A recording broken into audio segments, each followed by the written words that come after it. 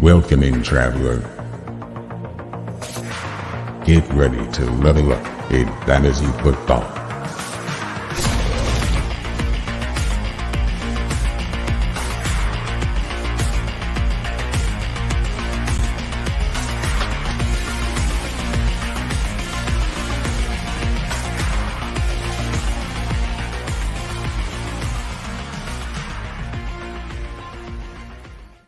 Oh, me, oh, Molly, oh, gosh, it is another episode of the Fantasy Football RPG podcast. I am joined, as always, by my co-host, Evan. Evan, what's up?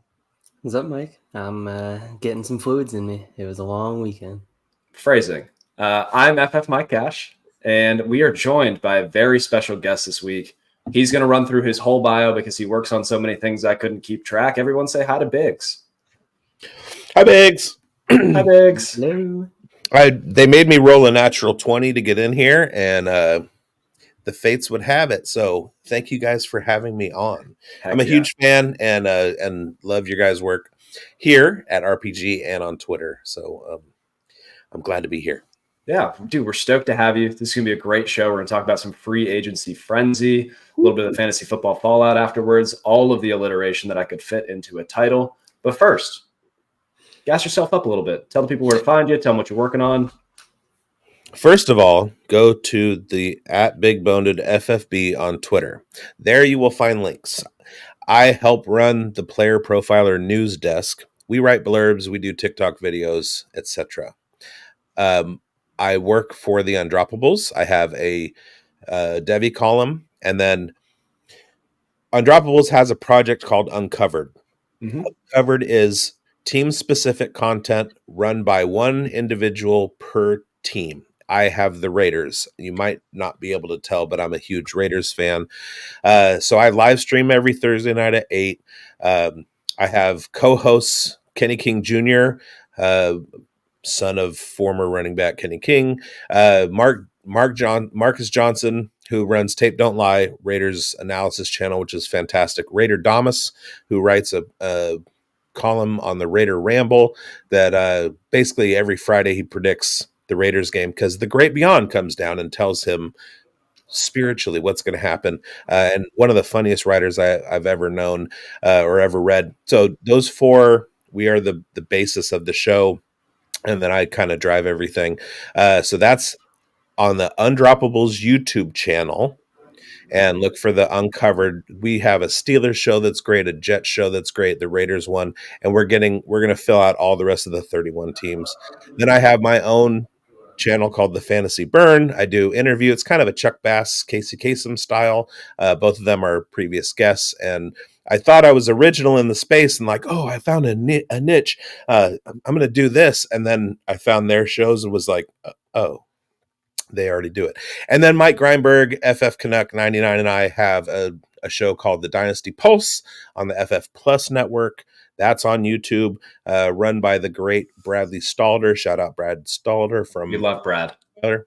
And so he gave us a platform already like baked in with subscribers and blah, blah, blah. So he's promoting hard workers in the biz. And so that's where you can find me. Go to my Twitter handle and then find the links from there. I'm constantly working on stuff, so shouldn't be hard to find. Nice. If you're listening audio only, if you're listening to the replay afterwards, it's Big Boned FFB, so Bone DED FFB. But we have a cold open question to get to. Evan, I'm going to need you to unmute for this. Who is your favorite corner in the 2024 draft class? And just to preface this, this is favorite, not who you think. Not is best. best. Not best. Yeah. Okay. Who is your All favorite? Right. I mean, it's Kalen King. I mean, for me, that's pretty simple. Penn State, watch Penn State every single game this year. That's the homer team for me. Definitely enjoy watching everything Penn State, even Penn State basketball, which is sometimes very, very tough to watch. But yeah. Nice. Great answer. Biggs, who you got? Hang on, because all of my content has been fantasy related with the draft, and I am I gotta say Kool-Aid McKinstry because that's the only name that will come into my head. No, great answer. And we have shows coming up, and the Raiders need a cornerback, and so I have to deep dive before. But we've just been like focused on rookie drafting and stuff like that. So I'm so unprepared for that question. I'm deeply sorry, but also Okay, that's Kool-Aid okay. McKinstry, great answer. Zero I mean, problems with that. you can't forget the name Kool-Aid. So Yeah. he was actually in the first Raiders mock that I did. He was my pick at 13. Since then, he's dropped Yeah, that first 15 picks. he But has slid a little bit. I'm torn between two guys. I love Quinyon Mitchell because the Toledo like backstory and like true riser through the draft process. You really got to be excited for that. But also Cooper DeJean. Representation matters. Cooper getting the boys back. Amazing for an Iowa corner. I have never named an Iowa corner in my life. So there we'll was see. another. There See, was another. names just aren't coming to me right now. And Quinyon was the one that I was thinking, like, but I couldn't Yeah. remember his name. And I think if you made me pick, I would go with Quinyon. But we have a segment to get to. And now it's time for news and notes. All right. Breaking news as of like a half hour ago. If you're listening to the replay, this is unfortunate. Deontay Johnson has been traded to the Panthers for a 6th round pick and a corner that I didn't know his name ahead of time. I am unwell and unable to speak on this. So Evan, please help me. I mean, it's pretty simple. They're getting Bryce Young, a wide receiver 2 that masquerades as a wide receiver 2 that everybody wants to think can be a wide receiver 1 and limps off the field basically every other play. So yeah, I mean, that's perfect for the Panthers. Just what they need, just what they should be spending money on. Definitely not offensive linemen to be able to keep Bryce upright. And I can feel the seething hate through the eyes of Mike right now. Why? A 6th round pick? A 6th round pick. You have somebody that has over 100 target pace every single year because he's one of the best separators in the freaking league. And he got traded for a 6th round pick and a corner. Thank you, Daniel. Daniel, I love you. Thank you for listening. Panthers have 2 second round picks. You couldn't have got one of them and said you wanted a fast corner that can't stay on the field. Well, Not a fan from the Steelers' perspective, but great for Deontay Johnson. He gets to go be the alpha somewhere or like the fake 2, and you can let the ghost of Adam Thielen be the one. Biggs, you got any feedback for Deontay Johnson, or can I move on so I stop screaming? let's look at this. And I want to say, I am a Deontay Johnson stan. He got sniped from me in the fishbowl last year because Howard Bender jumped up and took him 3 rounds earlier than I had him, which I was going to reach for him too, but Howard outreached me. But what did Jerry Jeudy just do? He just went to Cleveland for what? A 5th rounder and a 6th rounder. So a 5th round and a cornerback. That doesn't seem like it's a way outsized or out of the box price. You might like Deontay Johnson. My George Pickens shares absolutely went through the roof the last week, and I am here for it.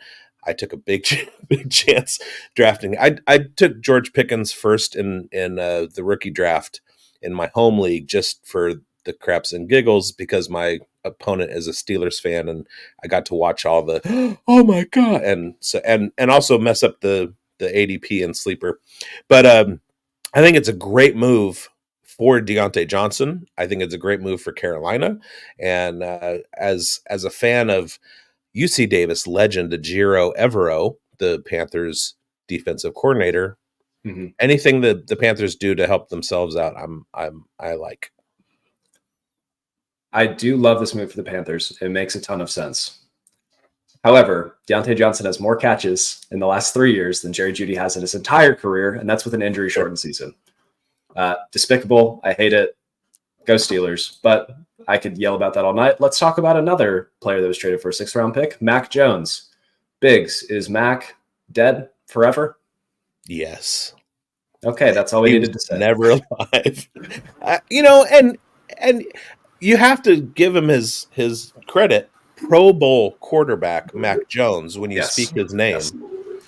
But yeah, he's he who knows though, in year 7, we might see a Baker Mayfield type career arc. Yeah. Strong. No, not strong. Soft, probably. But First round picks usually get a second chance. yeah. And that's ultimately what it comes down to. Do I think he's going to get at least one more chance to be a 6-game starter? Yeah. Probably. Maybe. We got to fly through a lot of these because we have tons to get through. So next up, T. Higgins requested a trade. Both of you, gun to your head. I'll start with Evan. Perfect landing spot, not the Chiefs.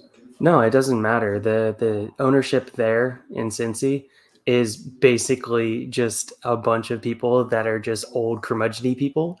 They're And holding hostage. they're going to hold him hostage. That's exactly what's going to happen. They're not going to acquiesce to his request.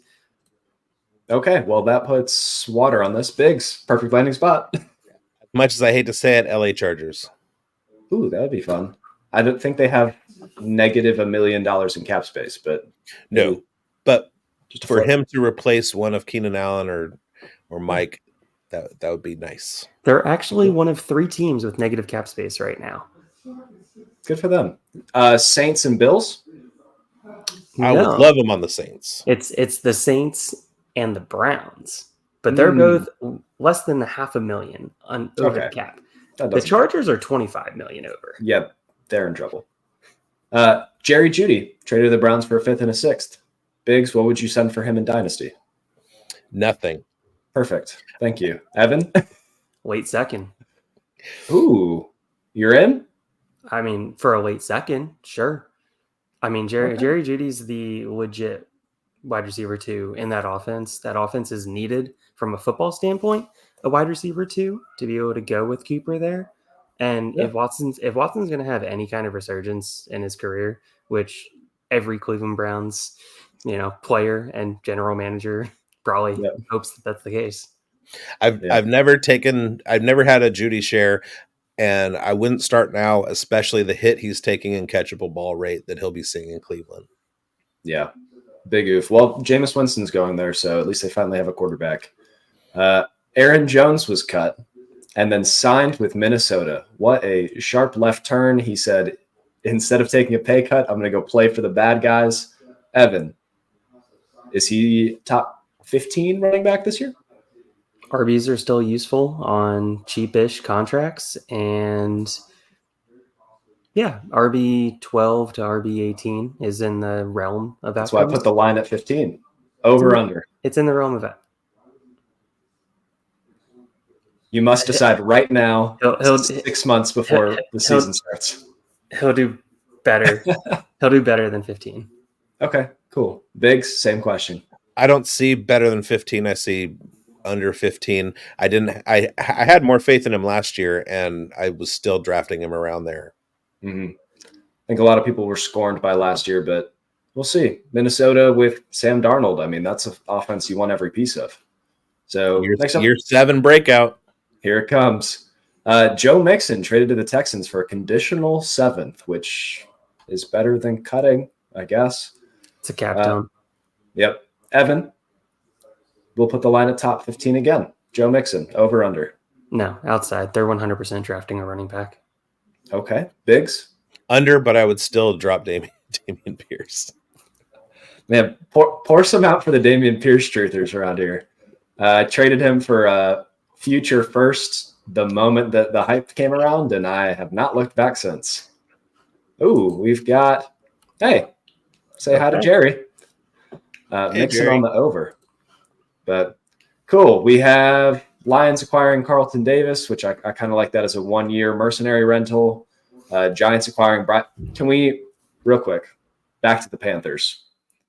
So they fleeced the Steelers for Deontay Johnson, but then also Brian Burns for a 2nd and a 5th. Get absolutely fleeced for Brian Burns. That's a vetoable trade in a dynasty league.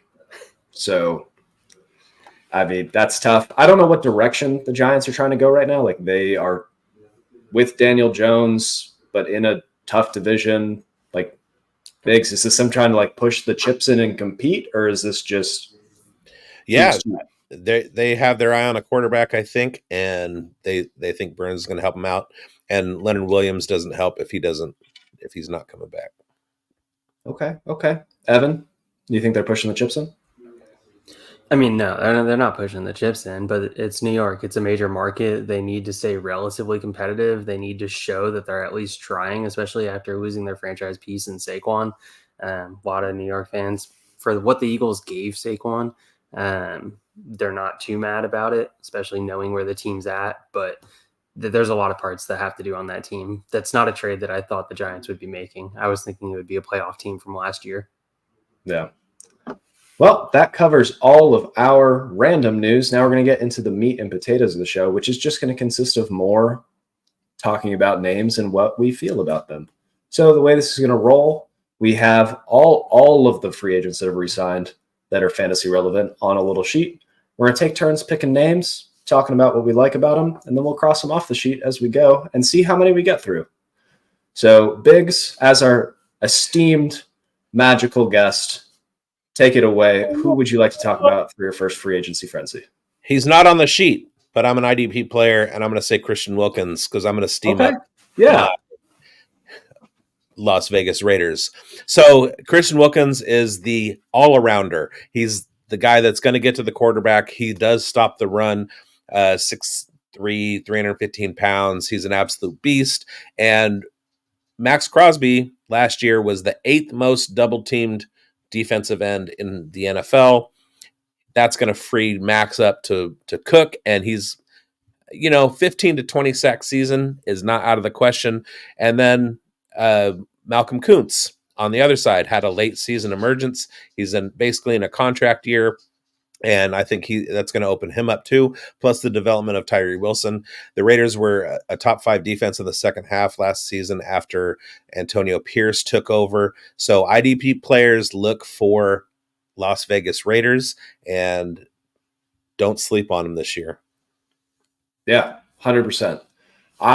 From a team building perspective, I don't play in a lot of IDP leagues, but I do just like tracking the NFL, things like that.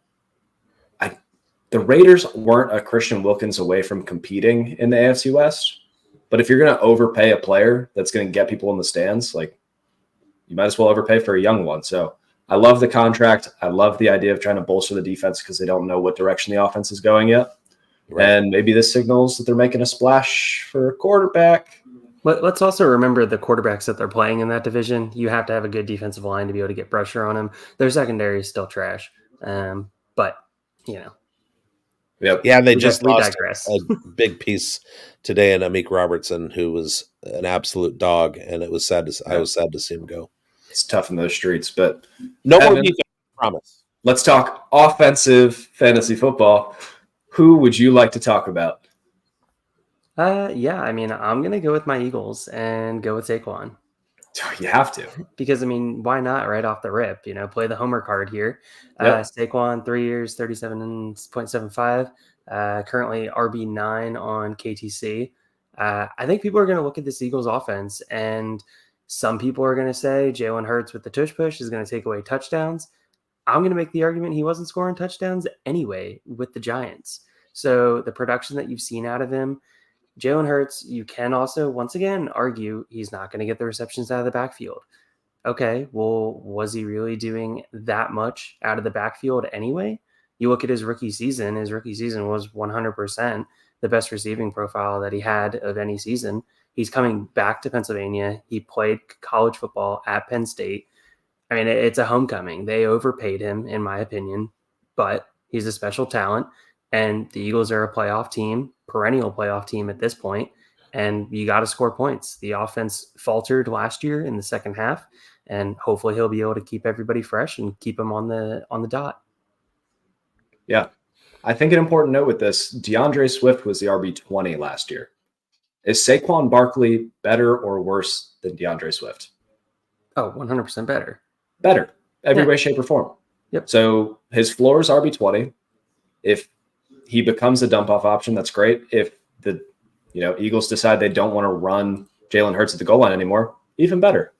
So I love everything you're saying. I'm at RB9 prices, feels a little steep in Dynasty, but I mean, I'm expecting an RB10, RB9 season out of him with a potential for a top 4 season. Yeah. And if there's somebody that's going to be an outlier that goes over the age cliff, it's Saquon, which also underrated storyline with Barkley. He's from the Philly area. Like he went to Whitehall, which is an hour north of Philly. So hometown kid coming home. The Giants fans that are mad at him for it can kick rocks with open-toed shoes. So cool. You did your homer pick. I am going to do my homer pick. Steelers country. Let's ride. Russell Wilson signed with the Steelers for 1 year, $1.25 million. He is the quarterback 30 on Keep Trade Cut. Listen, I don't care too much for Russell Wilson in fantasy. I do care for George Pickens. So now that we take a quarterback that's known for their moonshots, you take the target hog out of the offense, and probably you're going to draft someone day 2 now. Like the path to a George Pickens wide receiver 1 season is there.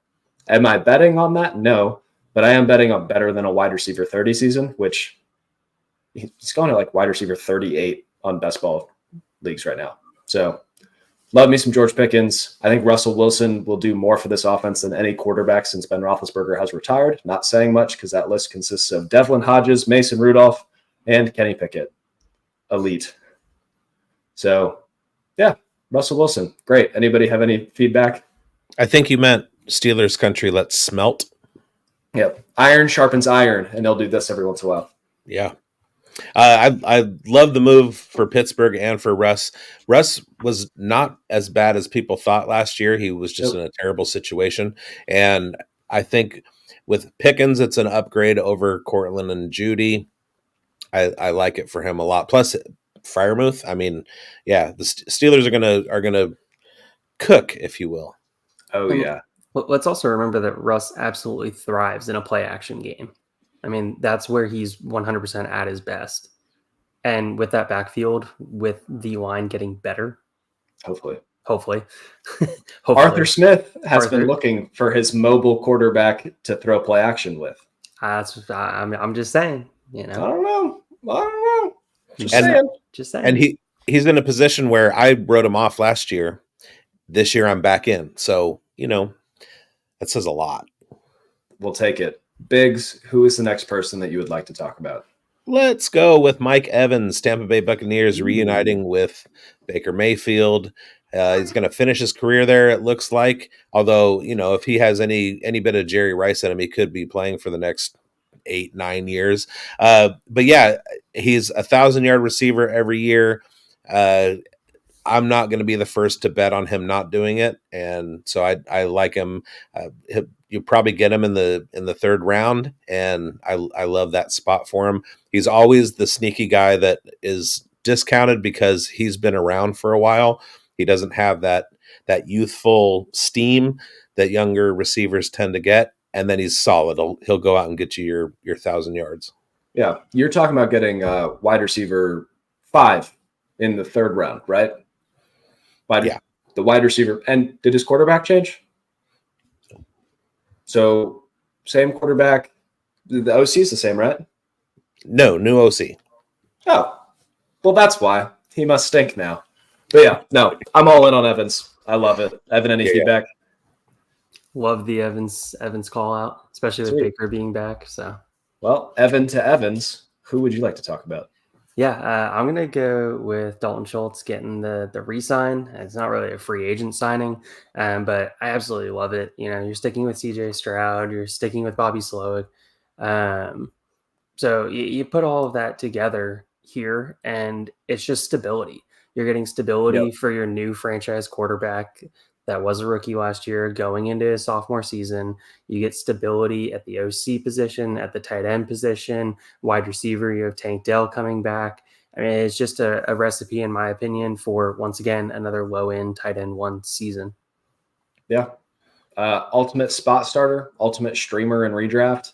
Dynasty, I'm not feeling comfortable if he's my tight end 1, but I feel real comfortable with him on my bench. So Biggs, any Schultz love? If I can roster construct, you know, 100%, that's going to be my tight end. If I can roster construct that way, take a couple shots early on wide receivers. So yeah, he's another one that burned me quite a bit last year. I saw a big year coming from him, being an outlet for a rookie quarterback and coming off of a huge season in which I want to say he out targeted CeeDee Lamb the year before. So it was something like that. He either out targeted him Whoa. or out received him Hmm. in some capacity. And so I was huge on Dalton Schultz. And then that just kind of, I think CJ had better toys to play with. And with Tank Dell coming back healthy, I think Schultz is right where he was last year. Tight end 15 is about where he's going to slide. So just like you, he's a streamer, matchup guy, and not a lot changes with Dalton Schultz this year. Yeah. More of the same, which is low end tight end one production, and we love to see that. That's Creatures of habit. I am going to talk about a running back who still doesn't have a single touchdown reception in his career. Will he buck the trend in Green Bay? I'm talking about Josh Jacobs. 4 years, $48 million. He is currently the RB12 in keep trade cut standings, which, I mean, at RB12 prices, he's still pretty young. He has a 4-year contract. It doesn't look like they would get out of it anytime soon. Like stability, talent, a good offense. I would feel very comfortable sending a late first for Josh Jacobs right now. And I don't like to buy running backs that often. So Biggs, love for Jacobs. Absolute diehard love for Jacobs. He's entering his age 26 season. He's coming off a year in which he missed the last 4 games of the season with an injury, which was the first significant time that he ever missed with injury. So I think it's a good 5 years without missing much time. And he also had a slow start to the season because he held out. Going to the Packers, signing as a free agent, he's going to be happy. He's going to slide into a role like Aaron Jones had, where he's going to be able to catch the ball. He's he can be a 60 to 65 reception per year guy. And 2 years ago, he was the NFL's leading rusher in total yards as a running back. So I see it as a resurgent year for him. He's going to have so much fun playing with the kids on that squad. And I mean, how are you going to defend the box when you got Jaden Reed and Bo Melton and Dontavian Wicks and Christian Watson and Romeo Dubs? You know, and Reed can Love can hit them all. So I think Jacobs is going to have a resurgent year and be my number 1 RB in the fishbowl again. Very cool. Before I send it over to you for your next one, we had a question that I'd like to throw over to Evan. So what are your thoughts on Irv Smith in Kansas City? Fantasy Football Addict likes it for him, but yeah, I'll let you answer because I have thoughts. I was going to say, I mean, I want to know what makes you guys like him, because we're looking at somebody who came out with a high athletic profile coming out of Alabama originally when he was drafted. We're talking about somebody who's continuously been injured throughout his career, has continuously, every injury, looked a little bit slower, looked a little bit less athletic. You put him once again to expecting Kelsey to be coming back and having Noah Gray there. I mean, both established in the offense. You look at Patrick Mahomes, who spreads the ball around to basically everybody in that offense that he can. I mean, we're talking 2 tight end injuries to have relevance, and we're talking 1 tight end injury to be a best ball dart that, in my opinion, is even worth considering rostering, because he might fall in for a touchdown. He might get 3 receptions. Yep. I completely agree. So Biggs, if you have conflicting opinions, I'd love to hear them. No conflict whatsoever. I think Irv Smith made the worst football decision of his career in signing with the Chiefs, but also, you know, you got to get that ring before you bow out. So I think it was the best decision of his career. Yep. I don't have a lot of love for his best season was as a rookie where he got 36 receptions. Not for me, but Biggs, who is your next person you'd like to talk about? Let's keep the tight end talk going. Hey, Cooper, get in here. Little Koopa fiasco shout out. Let's discuss some Gerald Everett. I hate this move. I hate this move so much. I'm a huge Cole Kmet stan. New quarterback coming in. If that happens, I had Kmet pegged for a top 10 season.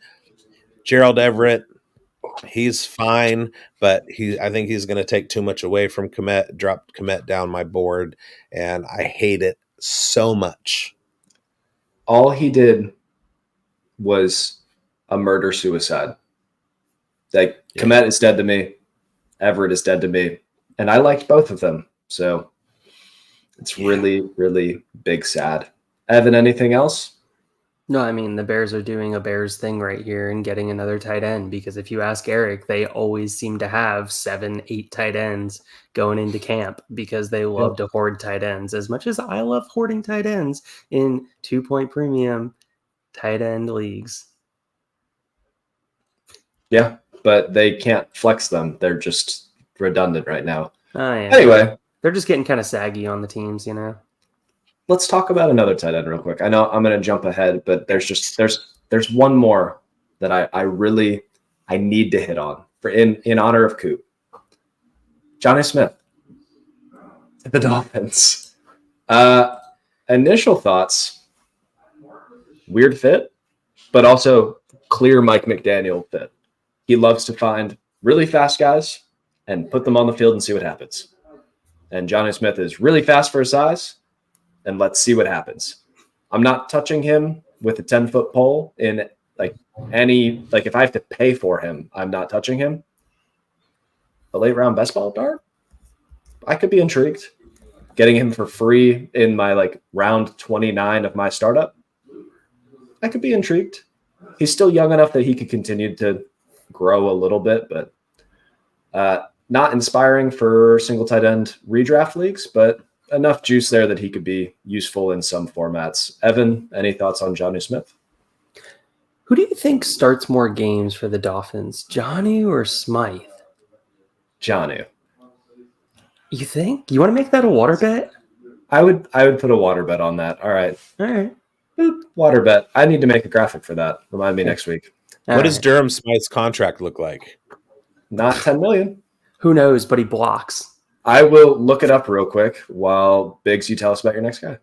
Well, I wanted to jump in on Jonnu real quick because you mentioned single tight end redraft leagues, and I think he is I tend to stream in those leagues, stream tight end position, and as a 14th, 15th rounder, taking a tight end with your last pick, which is what I normally do, I think Jonnu Smith is perfect. Let everybody fight over the good tight ends, and then draft Jonnu Smith as your streamer going into the season. And maybe you threw a dart and hit the bullseye. I also like him in best buy drafts. I think it's a good fit for him. It's not that Tua throws to the tight end position a lot, but Mike McDaniel is a genius, and maybe he starts scheming Jonnu Smith up. So it's worth a shot. It's worth a flyer, and I like the spot. Yeah, 100%. It's better than if he went to Chicago. Yeah, he could go hang out with every other tight end ever. But real quick, I have the contract details. I'm pulling them up. Boop. Durham Smythe, 2-year extension, $7.75 million as his max total after incentives. Johnny Smith, 2-year contract, $10 million max. So follow the money. Although I guess with the cap adjusting, that's really not that much. But cool. Biggs, that's enough Johnny Smith for one lifetime unless he gets really good really quick. Right. Tell us about somebody else that you care about. Let's go with where did it go? Is it? Oh, there it is. Gus Bus to the LA Chargers. Woo-hoo. I think that Blake Corum being drafted by the Chargers is getting a little bit more of the media attention than it deserves. Head coaches don't necessarily tend to draft their own guys when they switch from college to the NFL. Not that it's not going to happen, but they have Gus in the building. They don't need to worry about it. And I think that they like him enough to give him a shot. And maybe they do bring Blake Corum in, Mm-hmm. but Gus will have the job at first, and maybe he can outplay him because he's a rookie. And we know that Harbaugh is going to want a running back that can block too. So I like Edwards to the Chargers. Yeah, great fit because there's no one else there. It's Isaiah Spiller. And I think, is he the only one under contract right now? I'm pretty sure UC Davis legend Josh Kelly has left. Yeah, I mean, just really miss him for all of my 1 week spikes. Yeah, great fit, great opportunity. the fact that he got 2 years at his age was pretty impressive given the Gus Edwards career trajectory. He's come a long way. I'm happy for him. I won't be drafting him pre-draft because I'm scared. Yes. But, Evan, give us your next vibes around a player. I mean, once again, it's got to be a re-sign for me here in Pittman. Yes. The offense, love the scheme, love the way that they run it, love the potential with Richardson coming back. Mhm. I mean, everything about it just screams that the fantasy community is just not paying enough attention to him, because I think he is a perennial edge of wide receiver 1, wide receiver 2. And Mhm. I mean, look, KTC has him at wide receiver 16 right now.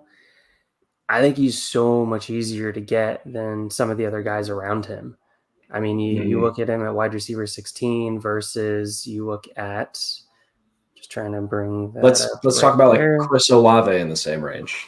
Chris Yeah. Olave is almost untouchable. I mean, you look at even Jalen Waddle. Like Waddle Yeah. and Ayuk, people value, in my opinion, from leagues that I've seen, so much more than Pittman. And they're the two guys directly above Pittman. Yep. They've become more of urban legends than fantasy point scorers. Pittman's a new age Mike Evans. Yes, very much so. I like Well, it. he became more formal. He went from Mike to Michael. Now, what do you think of the fact that when Richardson was playing, it seemed like Pittman wasn't his receiver of choice, and most of that hit the volume went to Downs.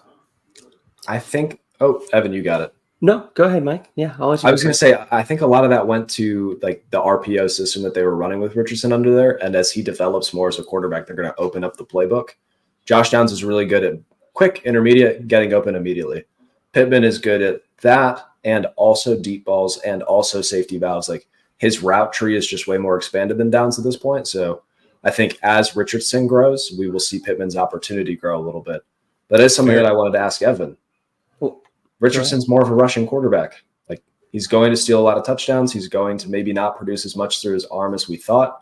Like, do you think that caps Pittman's upside, or do you see an AJ Brown, Jalen Hurts type ascension? Well, I mean, he's not as athletic as AJ. So, I mean, Jalen Hurts is a better passer at this point in his career than Richardson. Yep. So, no, I don't really see that kind of upside. And sure, I mean, you can make the argument that it's capped, but once again, Dynasty gamers are taking that into account and are baking that in. And just to the record here, the first 3 weeks of last year, 11 targets, 12 targets, 11 targets.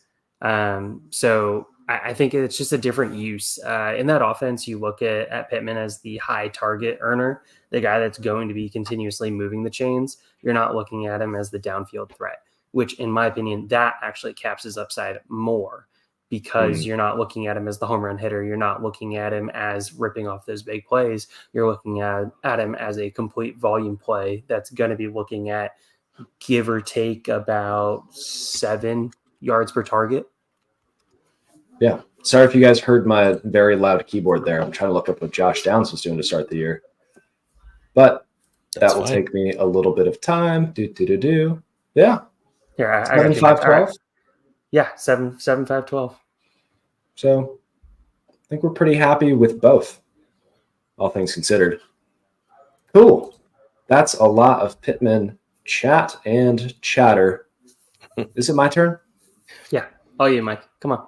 I am about to spend way too long about this player. Let's go. But I love him and I love the experience. Let's talk about Gabe Davis, boys. No. Have you ever ridden a fantasy football roller coaster like Gabe Davis before? And now he goes to a system where they already have their little tiny quick slot guy in Christian Kirk. And Gabe Davis can just be Gabe Davis. And we don't have to worry about, oh, is this the year he takes a step forward? Oh, is this the year that he becomes the one? Like, you are quite literally, this is Gabe Davis in his purest form. You are putting him there, hoping for a long touchdown. And I can't wait to ride the roller coaster. Or just draft him in best ball because it's way easier. Yes. I've owned Gabe Davis for 1 week. in all of my fantasy football career. One team, one week, because I wasn't sold on him ever. And then what he did to me was exactly what he should have. Yep. I picked him up after a big week, and he did absolutely nothing. Yes. I remember a couple years ago when I had Antonio Gibson and the other guy in Washington before Robinson got there, who's not in the league anymore. And it was like I would play one and he would do nothing, and the other one would score 24 points, and then I would flip him the next week, and it was this. And so I know the ride, and I hate it. I love it. That wasn't Alfred Morris, was it? No, it was that Morris. the next guy. Names All are right. escaping. Let's not get stuck there. Yeah. Gibson. Yeah. Look, Gabe Davis brings me joy. I think it's hilarious. I think it's funny. And I think that it is one of the best parts of fantasy football is the highs and lows that a player can bring you. And his lows are low and his highs are highs, and I'm ready to ride the roller coaster. Let's get it. But you guys are clearly not as interested as I am. Biggs. I have guys on my team sometimes that I draft. So Alex Collins from the Arkansas Razorbacks that passed away. It was the Seahawks running back. I drafted him last year, in honor. My guy Tucker Fisk is from my hometown, tight end for the Atlanta Falcons. Grew up with his dad and blah, blah, blah. He was tight end 4 on the Falcons, and I roster him, just because. So I get it. I get that part of it. So go ahead. Get Gabe Davis on your roster. Just don't pay too much for him. The ultimate wide receiver 5 on your dynasty teams.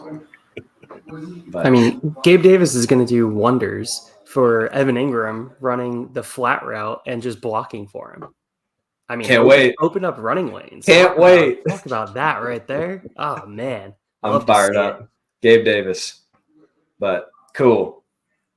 Biggs, let's talk about somebody else, because people are going to stop listening if I keep talking about Gabe. All right. Let's go with Derrick Henry to the Ravens, which was announced today. Why does it seem like every single signing tanks another asset that I have? Derrick Henry going to the Ravens should be, for all intents and purposes, huge. He had a down year last year, but if the Ravens are intent on giving him the ball, the guy is a physical marvel. He's absolutely an outlier as a human being. He's just an absolute monster. And all of the investment that I made into Keaton Mitchell just poof, went out the window for 2024, even though he's coming back from injury, might not be ready the whole year. And I know the thunder and lightning thing, but it sunk me when that happened. Going to be super fun for real football and super fun for Henry managers. But my heart goes out to you for Keaton Mitchell. And just we're hoping for him to do the best in his recovery from his injury. But Derrick Henry eats his lunch every day of the week. Every day. I think Keaton Mitchell is in Derrick Henry's lunch. I think so they're actually a Russian nesting doll. Keaton Mitchell, when Derrick Henry came to town, he jumped.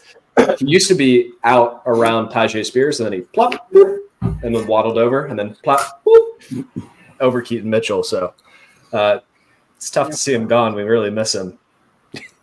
Great signing for Baltimore, though. I say this as a Pittsburgh fan, and it's heartbreaking to see that. But to get a mercenary type running back at this age with this ability, you don't see these kind of guys floating around that often with the same skill set that Derrick Henry brings. It's so complementary to Lamar Jackson. Like when you think about a read option in its purest form, you have a bruiser coming to the inside and you have lightning coming to the outside, like the thunder and lightning, but it's with a quarterback. Lamar Jackson is lightning in a bottle. He's untouchable in a phone booth.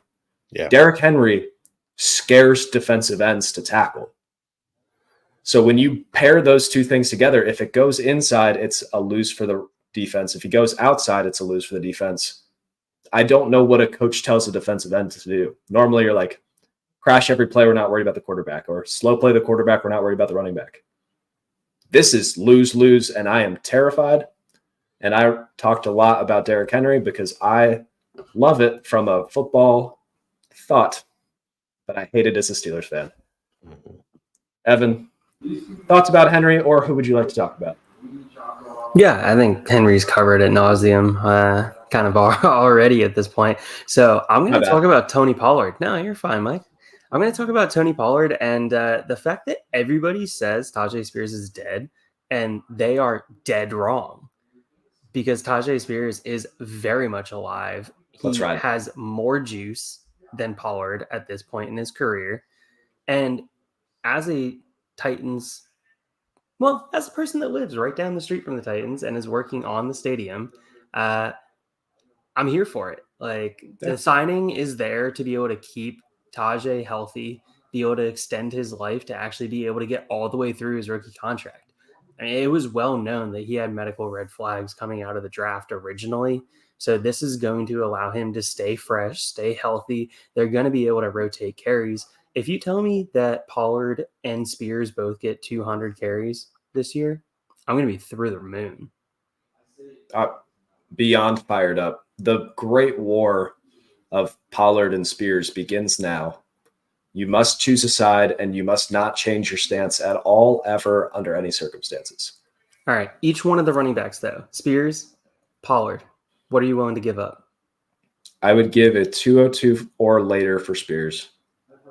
I would give the 211 or later for Pollard until I see more fidelity in the backfield. Okay, so I'm 206 for Spears and later, and then I'm 210 and later for Pollard. Okay, so a little meat in the middle. Yeah, I'm more towards the center than you. Biggs, what you got? Close. Just keeping it in rounds, I'm second and third. Tajay first, Pollard second. Okay. Yeah. I didn't get as specific with the draft placement, but second rounder, I'm good with Tajay for a second rounder, because I'm looking at the rookie running backs that are coming out, and who am I going to take as a rookie running back that I have more faith in than Tajay Spears? Nobody, but there are some in the second that I would rather have than Pollard, so I would take Pollard in the third. Yeah. I think there's one or two running backs that I would rather have than Tajay in this draft, and I'm comfortable taking them at like the 112, 201, so that's why I put that line at the 202. Because then you're talking about maybe second round receivers, or like A.D. Mitchell and all of his enigma. Like, right. That's where I start getting worried about the receivers. So I'm a little more comfortable. Now, how much did that change in the last week? Knowing that Derrick Henry was leaving, but not anticipating Pollard dropping there, how much did your Tajay Spears value change? See, I think I'm about the only person that thought that somebody was going to sign there. So Mike's in leagues with me. Like, I was spamming everybody in my league trades at that RB 15 value that Spears was at, or whatever he was at. That was just asinine. How high people had him, sending offers left and right. Give me the 111, see if you'll bite. Give me the 112, see if you'll bite. I'm just sending those out, spamming those in leagues, sending the 201, like, just trying to see what I can get. Who bit? I didn't have any bites, honestly. I had a couple counters, but I very much listened to plenty of talk radio here in Nashville, and they very much thought that they 100% were bringing in some running back. Did they not think that it was going to be the level of Pollard? No, but at the same time, it's good to see him get a running back. Yeah. I will agree. I thought they were going to bring somebody in. I did not think it was going to be a Pollard level. Like, if they brought in Pollard, Barkley, Henry, Jacobs, or Aaron Jones, those are kind of the people I'm worried about. But little segue, I'm going to talk about one of the rest of these guys. DeAndre Swift going to the Bears. I am tickle me confused. They signed the first running back in free agency with everybody else available. They signed him for more money or the same money than Derrick Henry. They signed him for more money than Aaron Jones. Less than Barkley and Swift, though, but Barkley and Jacobs, but you have all of that room. Like, splurge a little. Go get you a Barkley. Go get you a Jacobs. So the signing doesn't make a lot of sense from a real football standpoint. From a fantasy standpoint, Roshan is dead. We can put his name on the tombstone. That is the end of it. I don't know where all of the hype came from for a fourth-round converted quarterback, but he's cool to root for. Swift is going to try to own this backfield until he gets hurt in week 12, and then we'll see what happens. Anybody have any thoughts on Swift? Does Swift get over 60% of the carries this year? I'm going to say carries, no. I'm going to say backfield opportunities, yes. What if I say 50? Does he get 50% of the carries? Yes. I think it's going to be like 55 to 60. See, because for whatever reason, I'm thinking it's going to be in that 45 to 50 range. Like my brain is telling me Herbert and Roshan are still there. You're going to have rushing attempts from Caleb, because I think it's pretty foregone conclusion at this point that Caleb's going to be the quarterback. Yep. So. Yeah. No, I get what you're saying. So, okay. Bix, important question. What would you trade Swift for? Like, if I was trying to buy Swift from you? Wow. I offer you the 201. I would take it in a heartbeat. I offer you the 210. I'd take that. I offer you the 301. That's getting a little iffy. Might want to sweeten that up a little bit, but yeah, I would probably take that too. Okay. So I actually had a deal done within an hour of Swift getting signed, and I was shocked by the return that I got. I didn't even propose it; it just came to me, and it was 202 and 301. Smash. Heartbeat. Absolutely. Heartbeat. Smash. I saw it, and I didn't even think. I was like, I saw Swift. I saw a second rounder that was the second. No, just done. Don't even need to see whatever that other pick was. Don't care. Cool. We got 4 guys to get to. We got 8 minutes. Biggs, speed run, a player highlighted in blue. Speed run. Okay. Austin Eckler, washed. Cool. That's enough Austin Eckler for one lifetime. Would you buy him for a 4th? No. Cool. Evan, pick another. Aaron Jones. Definitely love seeing him. Ty Chandler, is he dead? That was a fun 2 weeks. Yeah. If you sold him, good for you. I told everybody on the Dynasty Pulse, sell Ty Chandler now as soon as they cut Alexander Madison, because that cut made his value rise a little bit. Said sell him, and then they go out and do that. It's really funny. Ever since I've been trying to package up Ty Chandler and Zamir White for like a top 2nd round pick, and just seeing if I can get anybody to bite whatsoever. I got a nibble at 204. So there you go. I sold Zamir for 302 and 304 in a 10-team league. I feel like a genius. Cool. I'll go quick. Baker Mayfield in Tampa Bay. Just take 2023 and re-roll it for 2 or 3 years. Stoked for Baker. Love him as a prospect. Was happy that he got out of Cleveland and found his way back home to Tampa Bay. So really cool to see. And let's all take a moment and sing the praises of our Lord and Savior, Kirk O'Chains. Kirk Cousins, the Atlanta Falcons, Biggs, Kyle Pitts. Absolutely smash. I already had him, I think, as my tight end 4, just waiting for a Kirk Cousins-like signing, and this just elevates him. Well, it doesn't move him. Kyle Pitts is still there as my tight end 4, but I feel more justified now in where I ranked him. Maybe like closer to the tier above him than the tier below him now. Yeah, I love the move for Atlanta. Yep. Absolute savior. Evan, Drake London. Talk to me. I actually have an interesting question for you. So there's a player that is trending down in some people's minds in A.J. Brown. There's a player that's trending up in some people's mind in Drake London. What would it take to move from Drake London to A.J. Brown, or the other way? I think with the hype at this point, I mean, you could probably throw a 3rd on top of London and get to AJ at this point. That's spicy. I think the hype is there, though. I think everybody looks at the offense. They see it's a McVay offense coming in. They see Cousins going there. They see the weapons that are there. They see the draft capital. They see that the offensive line is above average, in my opinion. They have everything in line. They play indoors on top of it. I mean, it's lining up very well, and people are still sour over the fact that AJ had a crap second half of the year. Yeah. wild that he's trending down, but nothing's changing to make it worse. But just thought that was an interesting name to monitor and a couple of guys. But that wraps it up for our free agency frenzy, fantasy football fallout. Biggs, thank you so much for joining us. One last time, tell people where you're at, where they can see more of your beautiful face and hear your lovely voice. At Big Boned FF. Oh wait, that's my bad. At Big Boned FFB on Twitter. That's where all my links are, and we don't need to go into more. Rewind to the beginning of the podcast. I just said rewind on YouTube. Go back to the beginning of the podcast and listen to my ramble about where I can be found. Yep. Just got a really, really important comment. They want a facial hair ranking. So I tell you what, if you're listening on Spotify, YouTube, wherever, comment below.